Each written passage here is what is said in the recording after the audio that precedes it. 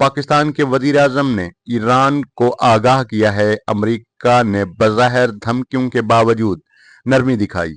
उसने इन असूलों को मुज़ाकरात की बुनियाद मान लिया। उसने ईरान के मौक़िफ़ को कबूल किया। आला सतह पर फैसला किया गया कि ईरान मुज़ाकरात में शामिल होगा। ये मुज़ाकरात इस्लामाबाद में होंगे। मुद्दत 2 हफ्ते होगी। ये सिर्फ उन्हीं असूलों पर होगी। ये जंग का खात्मा नहीं है। जंग तब खत्म होगी जब तमाम तफसीलात तय हो जाएंगी। ये मुज़ाकरात जुम्मे के दिन शुरू होंगे। तारीख 10 अप्रैल होगी। ये इस्लामाबाद में होंगे। अमेरिका पर मुकम्मल अदम एतमाद रखा जाएगा। ईरान सिर्फ 2 हफ्ते देगा। ये मुद्दत बढ़ भी सकती है, लेकिन बहमी रजामंदी से।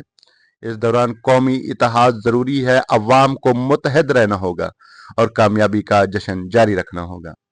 ये मुज़ाकरात कौमी नौइयत के हैं। ये मैदान जंग का ही तसलसल है। तमाम अवाम को इस पर एतमाद करना होगा। अहले इल्म और सियासी जमातों को साथ देना होगा। यह अमल आला क़यादत की निगरानी में है, इसलिए मुकम्मल हिमायत जरूरी है। किसी भी इख्तिलाफी बयान से बचना होगा। तकसीम पैदा करने वाली बातें भी नहीं होनी चाहिए।